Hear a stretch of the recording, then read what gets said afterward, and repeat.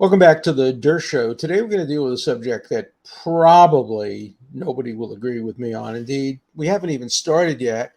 By announcing the subject, should transgender women be banned or disqualified from participating in women's swimming and other competitions? I've already gotten emails telling me there's no such thing as a transgender woman. I'm stupid, gullible, or some combination of these. What about men being banned from women's competition? So I don't expect a lot of agreement, and frankly, I don't expect a lot of thoughtful analysis. But look, I'm a teacher. I've been teaching for almost 60 years, and my role is to teach people even when they don't want to be taught, and to introduce ideas that you might disagree with. So disagree away, but I'm going to give you my views, and I think they're thoughtful views, and you, I'm sure, will disagree with them, but at least listen. And so here we go.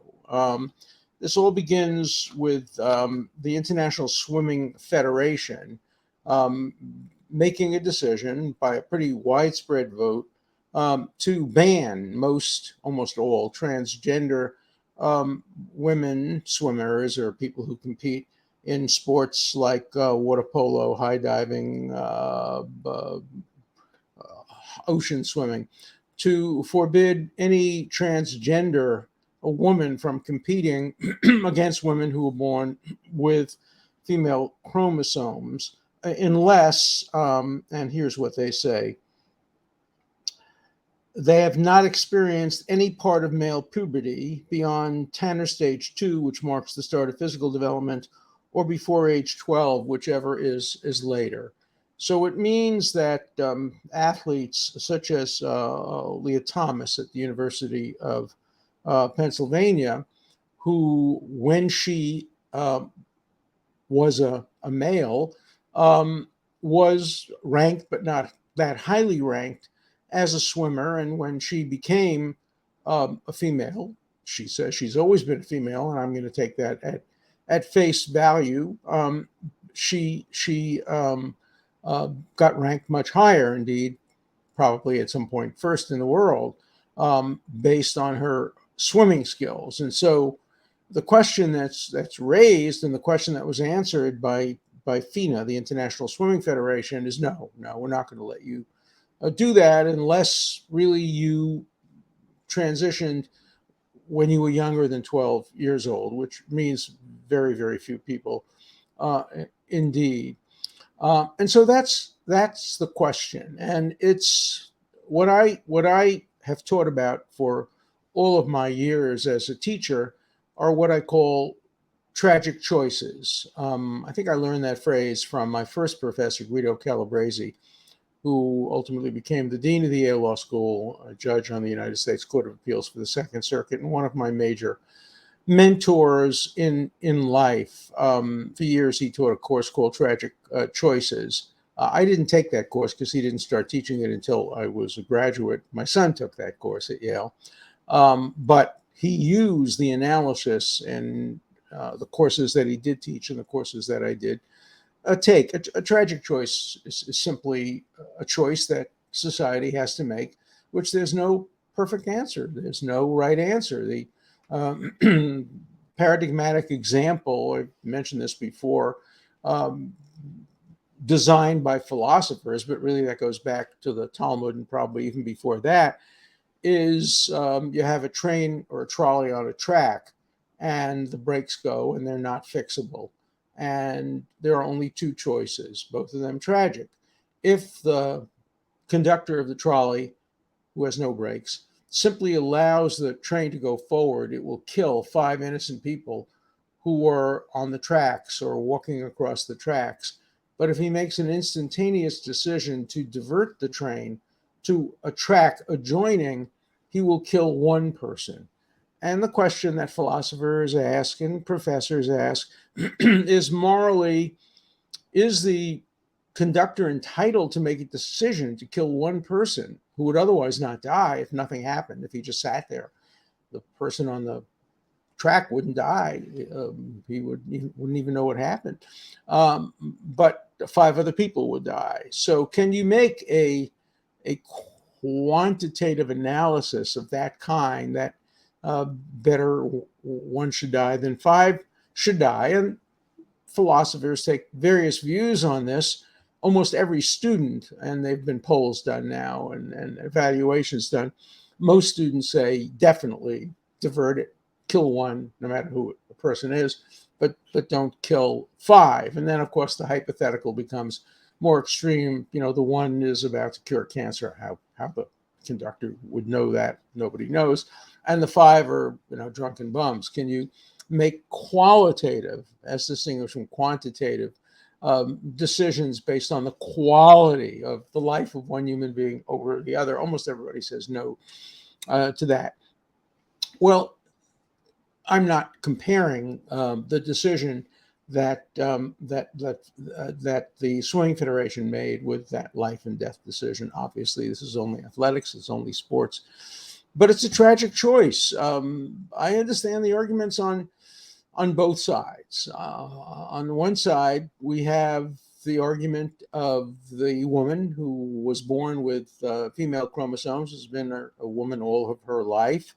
She doesn't have testosterone much, and she used to win gold medals and finish first at competitions. But now that there are some transgender women who were born with male chromosomes competing, she finishes second to the person who is now a transgender female. And so that's not fair. She should be first, not second. And fans and family say, gee, when we come to athletic events, we want to see equally matched people who've grown up in the same way and whose skills are a function of their own hard work. Of course, they never get that, because you'll get some swimmers who were born with enormous arms and enormous ability to stretch their arms. And, there are some people who are actually born with, I know somebody who was born with webbed feet like a duck. I don't know. Is that going to give the person an advantage in swimming? I doubt it. But my point is just this. People are endowed with different innate abilities, inborn abilities, which they then develop. But no matter how much I worked, no matter how much I trained, I could never beat Phelps as a swimmer. I mean, he has this enormous wingspan that's always going to give him a phenomenal advantage. Or Ted Williams, who basically could see the stitching on the ball as it came from the pitcher's hand, and became therefore one of the greatest, if not the greatest, hitter in the history of baseball, hitting over 400 in one season. So people are born with advantages. People gain advantages. I remember a great athlete when I was growing up who I became friendly with. His name was Junius Kellogg. He played college basketball at about the time I was playing high school basketball. He was 3 or 4 years older than I was. And he would have been a phenomenal NBA star. He was seriously injured in an automobile accident and could never play again. Not his fault, but things happen. So, on the one hand, you have the issue of, is it fair to the number 1 woman who now becomes the number 2 woman or the number 3 woman to compete against somebody who was born with different chromosomes? On the other hand, and this is the hand that influences me more than the one we've just described, is the fact that transgender people, both men who have transitioned to become women and women who have transitioned to become men, are victims of an enormous amount of discrimination in our society, as evidenced by some of my letters. People don't believe they exist, all the kind of nonsense that you hear.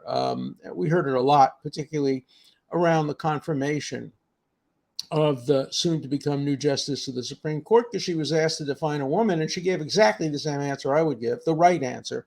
It depends on the context. If you're talking about medical treatment that relate to genes and relate to chromosomes, of course I can tell you what a woman is.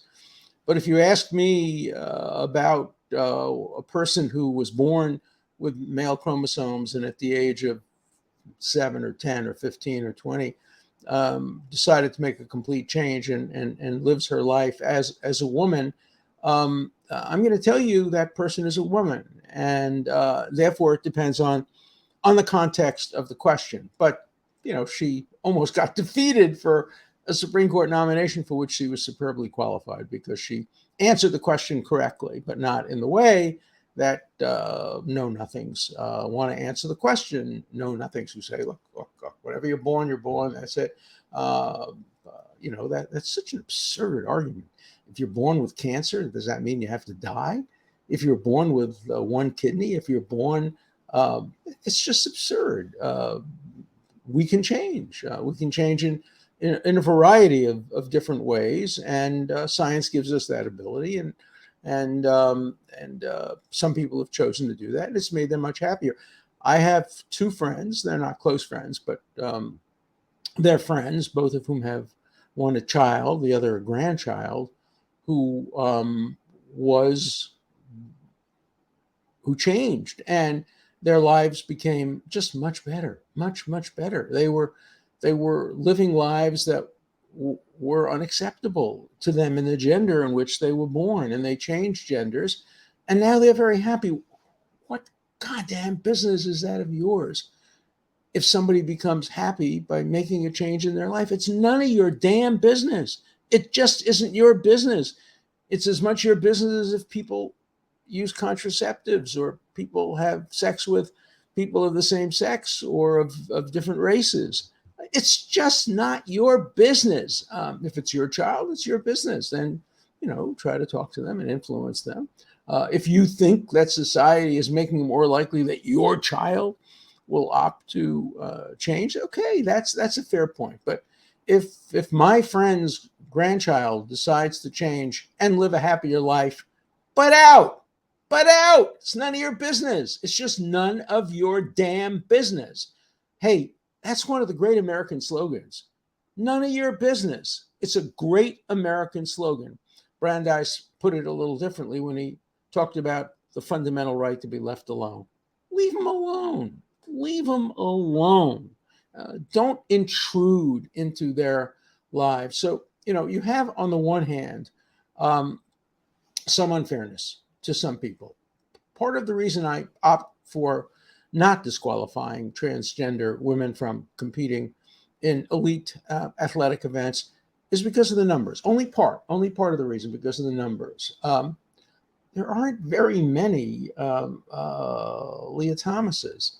There aren't very many transgender women who now compete and win. We hear about them all the time, but they're not that many, certainly not compared to the number of people who are discriminated against because they're transgender, whether they're transgender men or transgender women. Discrimination against transgender people is rampant. It's evident in my emails. It will become evident in the emails about this show. You're going to write me bigoted, anti-transgender letters that prove my point. I know you will. I know who you are out there, because you write to me all the time. And your letters will express the kind of bigotry that I want to see defeated. And one way of doing that is by sending a powerful message from leaders, from groups to society, saying if a person decides to live her life as a woman without regard to the chromosomal situation at birth, we're going to recognize her. She's a real woman for all relevant purposes. That doesn't mean we treat her the same medically. If there's an issue that relates to chromosomal differences, of course we'll take those into account. But whenever we can treat them equally, we should, even if there's some cost attached to it in terms of some people losing the gold medal and instead getting the silver or the bronze medal. Similar arguments are made about affirmative action. Every time a person who benefits from affirmative action benefits from it, somebody in the zero-sum game of admissions to college and law schools, somebody loses. But society has generally taken the view that ending bigotry and ending discrimination is worth the cost of a few people ending up at a somewhat lesser university or a somewhat lesser law school. Now, you don't want to be that person. You don't want to be that person's father or grandfather or grandmother or friend. But these are societal costs that we often endure, and sometimes it's right, sometimes it's wrong.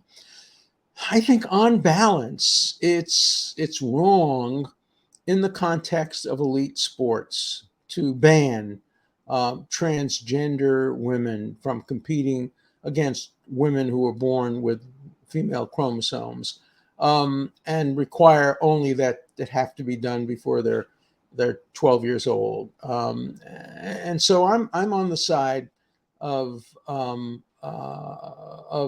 Leah and of others who are now going to be the subject of discrimination. There'll be lawsuits with our current Supreme Court. Probably the lawsuits will be lost. That doesn't mean they're wrong. And maybe there'll be other opportunities opening up for people who have transitioned. But in the meantime, I'm against the discrimination. I'm against the banning. I'm in favor of allowing people who have really made a transition. I'm not talking about the hypothetical case, and I don't know of any such case. A hypothetical case of some woman who wants to win medals and so essentially pretends to change genders and then changes back after her athletic career is over. I mean, that's kind of the parade of horribles, but I haven't seen it. What I've seen are people who were born with male chromosomes who've been very, very unhappy, who at various stages in their life, it could be at 12, it could be at 15, it could be at 17, make an existential decision. It must be a very, very difficult decision. And they say, look, I'm really a woman. I've always been a woman. I just was born into the wrong body and I want to make a change now. I recognize that and I support it. If it makes you happier, it doesn't affect me at all. And so I'm going to get, all this response. As I said, I've already gotten some of the response. The fact that you are asking this question is already an admission that there's a difference. Yeah, there's a difference. There are all kinds of differences in life. The fact that nobody is asking the opposite question is another proof that something is wrong with the idea. Should transgender men be banned from women's competition? It's a stupid question. I'm talking about competition where muscular strength is absolutely critical. If there were a competition where the qualities associated with being a woman gave a tremendous advantage, then you could ask that question. But at the moment, we're talking about swimming. We're talking about maybe tennis. We've had a situation in tennis. And we're talking about other sports of that kind. As you know now, there have been several situations, not too many, where women have actually competed against men in athletic sports. There's now a woman, if I remember correctly, who is now playing on a minor league, but a pretty high minor league a baseball team. I think she's a pitcher. And her fastball, is in the high 80s. It's, not in the high 90s. Maybe that's because she wasn't born with the testosterone and the chromosomal features. But she's competing. She's doing her best, and yay for her! Fantastic. I would love to see some women compete against men in the NBA. You watch the WNBA, I have to tell you, I was a pretty good basketball player as a kid. I don't remember any men of my generation holding a candle to the women who now play in the WNBA. They are so much better than we ever were. I think they're better than a lot of the men who won championships in the 1950s and the 1960s. They're certainly better shooters in terms of foul shots, in terms of three-pointers, but even driving the hoop.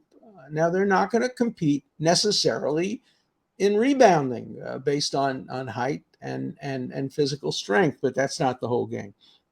So look, we live in a different world than I was born into or than many of you were born into. There are changes, and we have to adapt to the changes that science is according. And so I cast my vote. It's not an easy vote. I understand the argument on the other side. That's why it's called a tragic choice. That's why there's no perfect answer. But I think the better answer is to do whatever we can to create real equality and to end discrimination and to end bigotry and to end the arguments that deny transgender people full rights of everyone else. So that's where my vote is. I'm interested in what your vote is. And I'm sure that next week we'll get lots more questions and lots more statements about that. So in the meantime, let's go to questions now, just a few that grow out of last shows. Okay, let's start with the stupid ones. Okay, here's a stupid one. Colbert staffers, same charge, unlawful entry, release J6 political prisoners now. Okay, it's not that stupid in the sense that I want to see all the January 6th political prisoners released. You're right, it was unlawful. What a difference.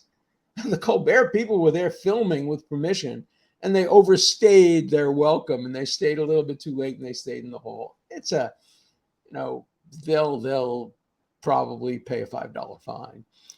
It's not anything like January 6th, and not anything, even though I represent one of the men who was charged in January 6th. He's not Colbert, and I'm not going to make that defense. And if you're listening, you have to know, don't count on me to argue that what happened in the Capitol is just like a Colbert. It's not. It's different.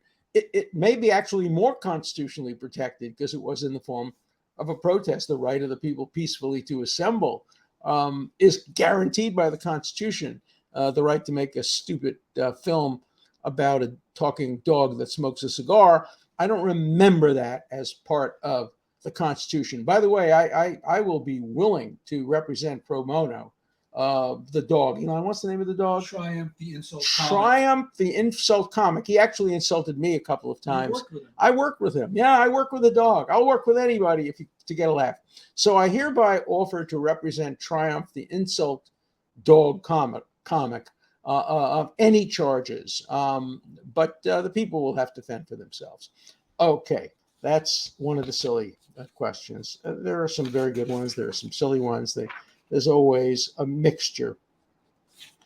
Let's see.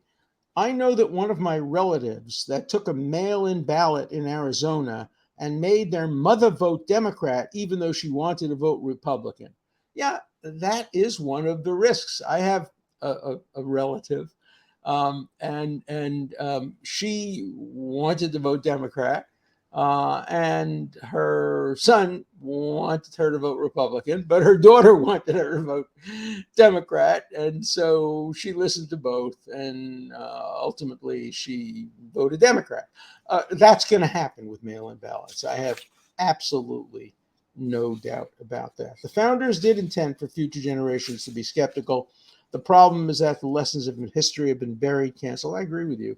I think history today is a neglected subject. And what we have today are political history, histories that are designed to serve a narrative. And that's not real history. Here's a compliment. Mr. D, you look great for a man of your age. That's the highest compliment you can get now. For a guy who's 83, not so bad. And you're still sharp as a tack, not according to some of the letters. Proof that we don't all fade with age. I appreciate your standing for truth and fairness, even when it is for your political opponent. And then, of course, you get the others. This popped up on Editor's Pick I notice the editors pick only the safe gatekeepers. I'm really a safe gatekeeper, right? I'm predictable. Rumble puts me on the front page because they know exactly what I'm going to say. The ones they won't touch the truth. It's just nonsense. And then, of course, you get this every batch of mail. This is from Gabbering. It could be Goebbels or Goering, but it's Gabbering. And it's simply two words: pedophile Jew. Well, he's half right. I am a Jew, and I'm very proud of it. And I've never had sex with anybody underage or anybody even close to it. Final question for today. Professors, are red flag laws the taking of private property without due process? It's an interesting question. Red flag laws are designed to prevent people from having guns or taking the guns away from people who have manifested some possibility or likelihood that they will engage in a mass shooting. It's a very difficult problem because you're right. It presumes guilt in some ways. It's not a high standard. On the other hand, you're not going to jail. You're not having your money taken away.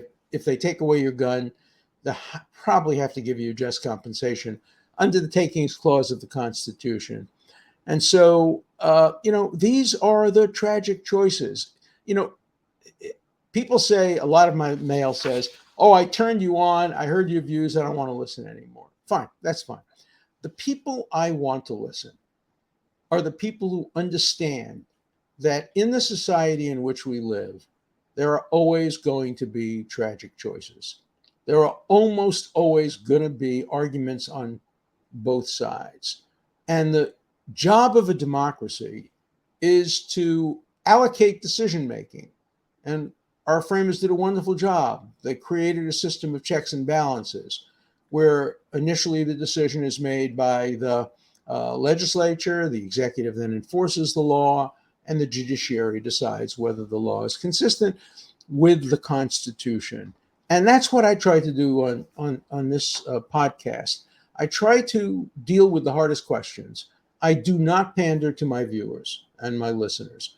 I respect your views most of the time when you stop calling me names. I respect your views, but I disagree with them. And I knew when I decided, along with my son Elon, to do this show on transgender athletes, that I would not get a lot of support from the viewers who write to me about this position. But at least I hope maybe I've introduced some new elements into your thinking, and maybe you will write me thoughtful letters showing me why I'm wrong. I don't think I am, but I'm happy to read your letters, both privately and publicly. And so have a good weekend. And I think we'll probably expect some Supreme Court decisions in the next couple of days. So I strongly suspect that next Monday when we regroup, we will be talking about some very controversial Supreme Court decisions. See you then.